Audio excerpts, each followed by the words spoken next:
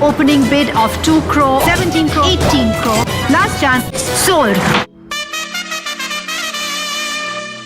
IPL cricket প্রেমীদের জন্য শুধুই একটি টুর্নামেন্ট নয়, এটি এখন বিশ্বের ক্রীড়াঙ্গনে অন্যতম আকর্ষণীয় ও বিলাসবহুল ক্রিকেট লিগ। বছরন্তর টুর্নামেন্টের আগে খেলোয়াড়দের নিলাম ঘিরে আলোচনা, উত্তেজনা ও রেকর্ডের সৃষ্টি হয়।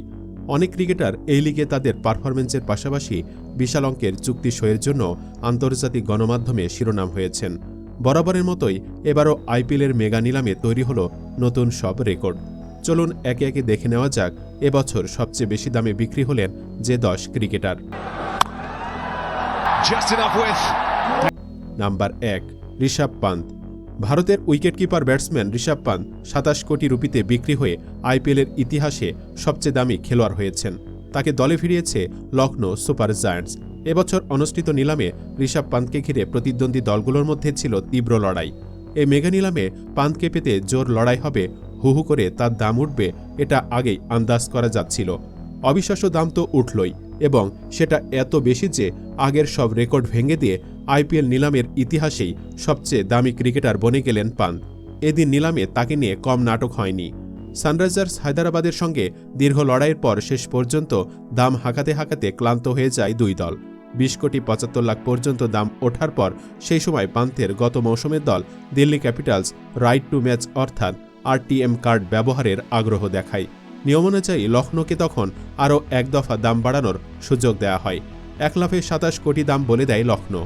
এরপর ক্যাপিটালস আর সাহস দেখায়নি। 2016 সালের অনূর্ধ্ব-19 বিশ্বকাপে সাফল্যের পরই পান্তকে দলে নিয়ে নেয় দিল্লি। এরপর দিল্লির হয়ে পান্ত খেলেছেন টানা 8 মৌসুম।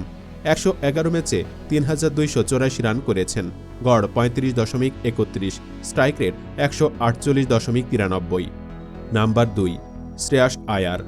দিল্লি ক্যাপিটালসের সাবেক অধিনায়ক এবং কলকাতা নাইট রাইডার্সের হয়ে 2024 সালের শিরোপাজয়ী অধিনায়ক শ্রেয়াস আয়ারকে পাঞ্জাব কিংস 26.75 কোটি টাকায় দলে নিয়েছে।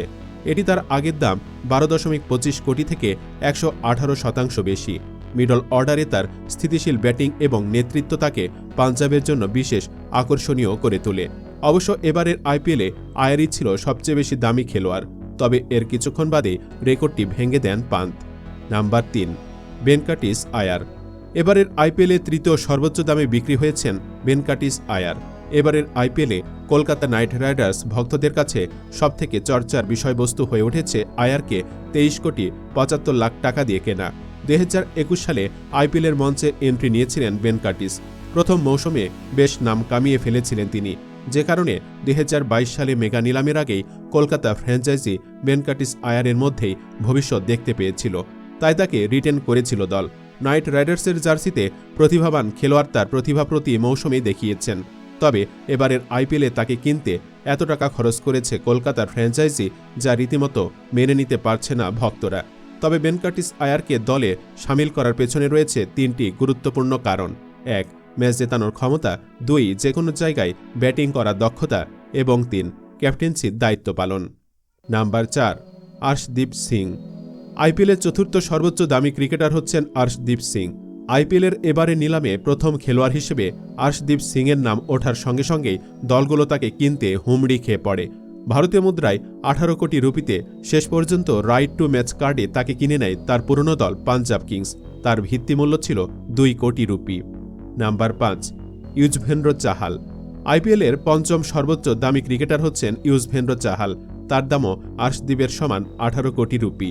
আইপিএলের ইতিহাসে চাহাল একাধিকবার প্রমাণ করেছেন কেন তিনি লিগের অন্যতম সেরা স্পিনার। টুর্নামেন্টের প্রথম 200 উইকেট শিকারী তিনি। চাহালের ঝুড়িতে আছে 205 উইকেট। 2011 সালে আইপিএলে নিলামে তার যাত্রা শুরু হয়েছিল মাত্র 10 লাখ রুপি থেকে। সময়ের সঙ্গে তার পারফরম্যান্সের ভিত্তিতে বেড়েছে চাহিদা এবং নিলামের মূল্য। 2024 সালে নিলামে পাঞ্জাব কিংস তাকে 18 কোটি রুপিতে কিনে নেয়, যা তার আইপিএল ক্যারিয়ারের সর্বোচ্চ দাম। Number 6, Josh Butler. আইপিএলের ইতিহাসের এবং বর্তমান সময়ের অন্যতম সেরা ব্যাটার জশ বাটলার, তাই এই ইংলিশ ম্যানের দাম যে একটু বেশি হবে তা অনমেয়ই। গুজরাট টাইটান্স তাকে 15 কোটি 75 লাখ রুপিতে দলে ভিড়িয়েছে। তিনি এই আইপিএলের সবচেয়ে দামি বিদেশি ক্রিকেটার। আইপিএল নিলামের আগে জশ বাটলারকে ছেড়ে দিয়েছিল রাজস্থান রয়্যালস।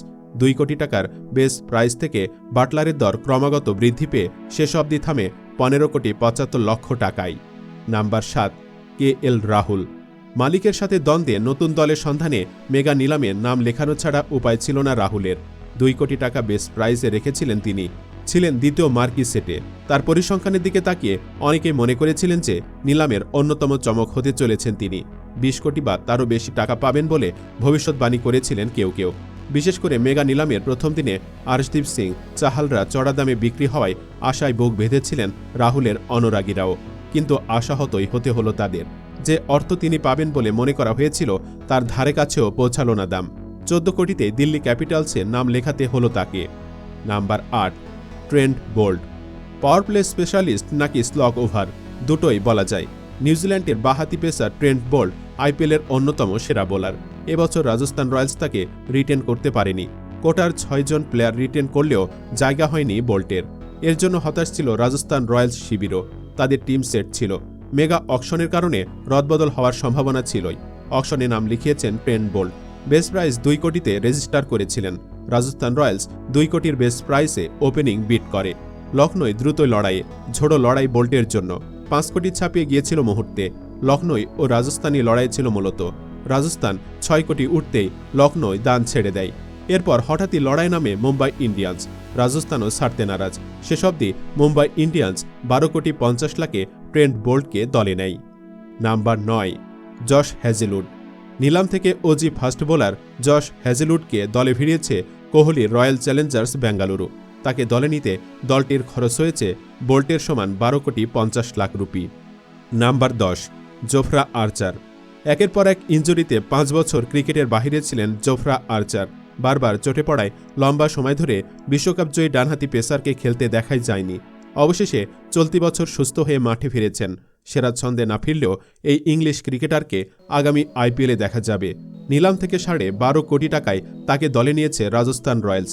নিলামে নিজের নাম 2 কোটি রুপি ভিত্তিমূল্যে নিবন্ধন করেছিলেন আর্চার। পেস বোলারদের প্রথম সেটে 7 পেসারের মধ্যে তিনি ছিলেন। চোটে থাকলেও কেন্দ্রীয় চুক্তিতে তাকে রেখেছে ইসিবি। আগামী সেপ্টেম্বর পর্যন্ত সেই চুক্তি কার্যকর থাকবে। ইসিবি এরই মধ্যে তাদের শীর্ষ সব ক্রিকেটারকেই আইপিএলের আগামী 3 আসরের জন্য ছেড়ে দিয়েছে। এর আগে 2022 সালে নিলামে মুম্বাই ইন্ডিয়ান্স আর্চারকে 8 কোটি রুপিতে কিনেছিল।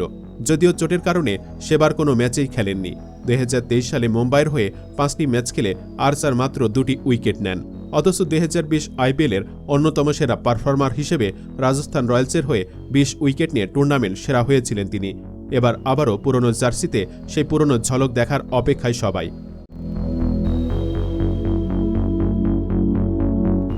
আইপিএলে নিলামকে মেগা নিলাম কেন বলা হয়? এর উত্তর তো সবারই জানা। নিলামে প্রত্যেকটা ফ্র্যাঞ্চাইজির টেবিলে শুধু টাকা আর টাকা।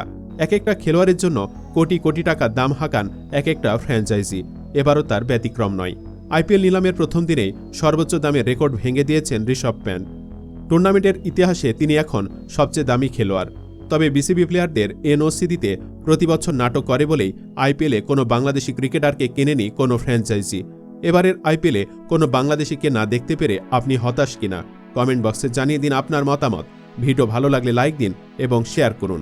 চ্যানেলটি এখনও সাবস্ক্রাইব করে না থাকলে সাবস্ক্রাইব করুন। ধন্যবাদ।